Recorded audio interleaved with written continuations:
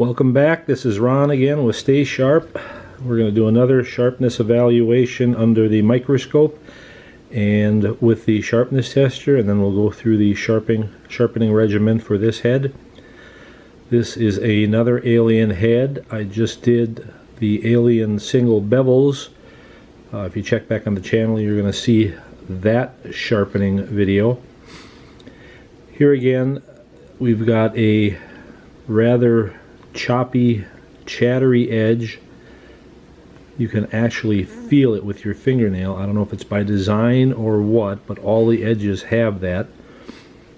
And this seems to be their preferred sharpening method. I don't think this is an anomaly, because if you look at their website, they show all of their heads, or most of their heads, have this serrated type profile.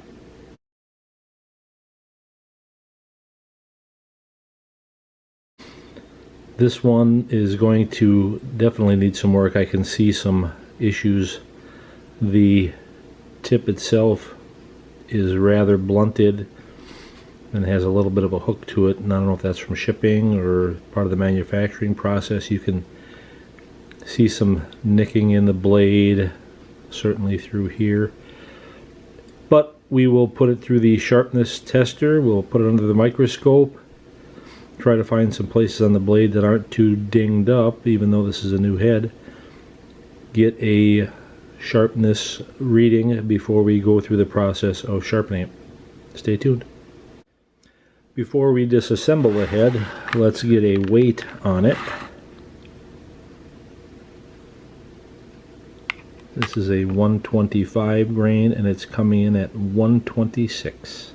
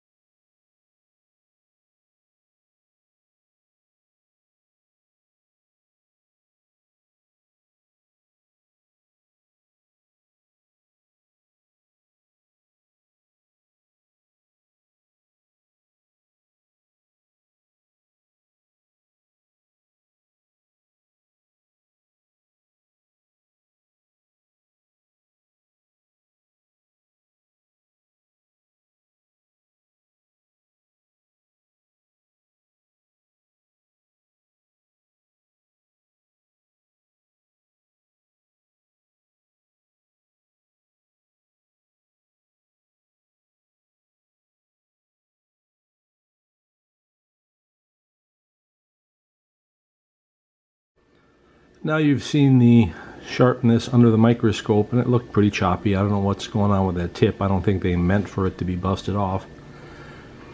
And I don't expect real high numbers, but this is a type of head that you're going to have to keep sharpening over its life. So the out-of-the-box sharpness is just a snapshot in time. As soon as you get the head, you have to practice with it. That'll dull it, so you better learn to sharpen it. Then you'll hunt with it and kill an animal. Then you better sharpen it again. So I'm not so hung up on out-of-the-box sharpness. Let's see what we get for a score, because we know we can always improve sharpness.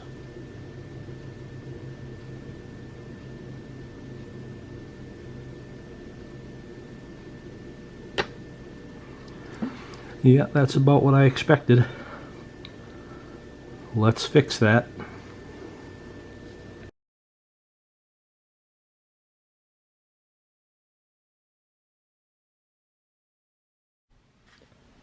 On this blade, I started with the tip. The tip had some damage to it, so I went through all the grits from 240 up to 2500, then buffing compound. You have to take the head out of the guide, so when I did this and the other side, that was one movement. Then I did this tip and the other side, that was another movement. I had to take it out of the guide anyway, because I need to tackle this side and the opposite, and then eventually the trailing edge. As I said, there are 2, 4, 6, 8, 10, 12 edges you will own and have to maintain. But since I took it out of the guide, I thought I would look at the tip under the microscope.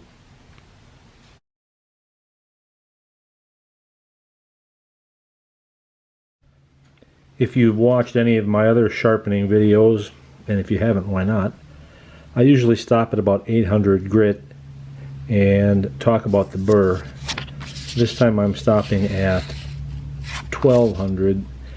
These heads, the metal is a little on the soft side, but the point remains the same. You sharpen on one side and you continue sharpening until you have the formation of a burr. What is a burr?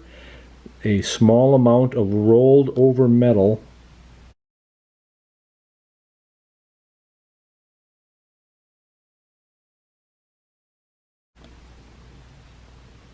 that when you have reached the burr, that is your signal to stop sharpening on that side because you've gone as far as you can go.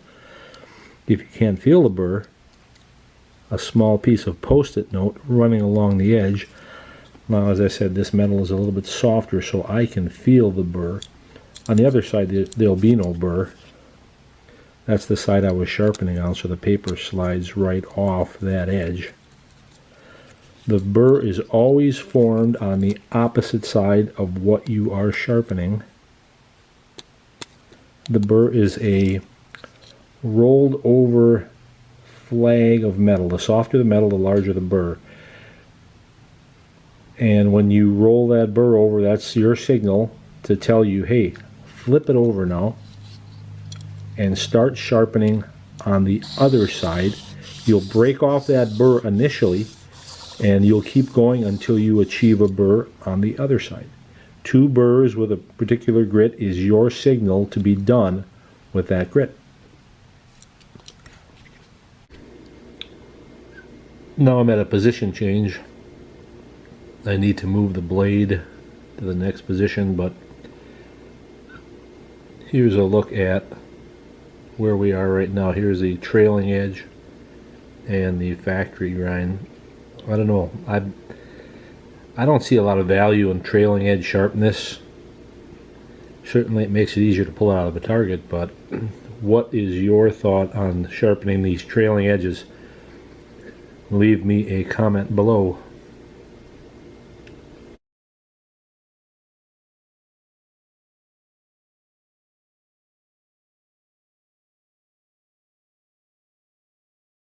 Here's the final reassembled head after honing. I sharpened all the blades, but then I also lapped the face of the metal, as you can see here by the reflection. It was a little bit pitted, so I thought I'd clean that up as well.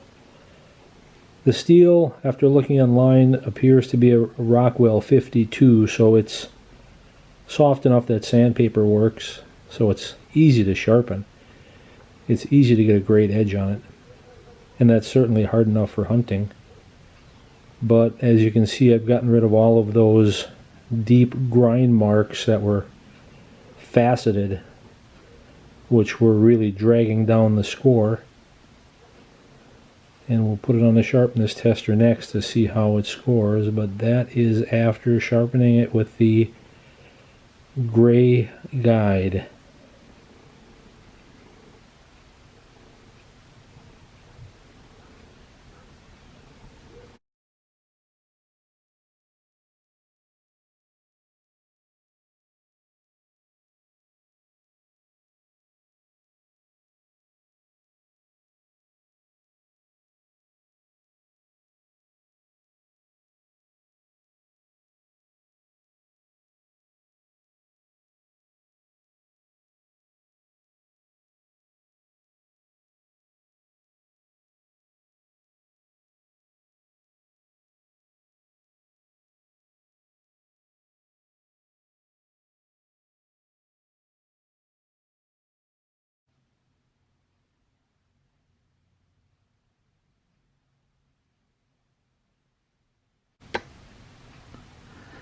Yep, that is one sharp head. It can really be brought to a razor's edge. Get rid of those serrations and you can produce a really, really nice edge.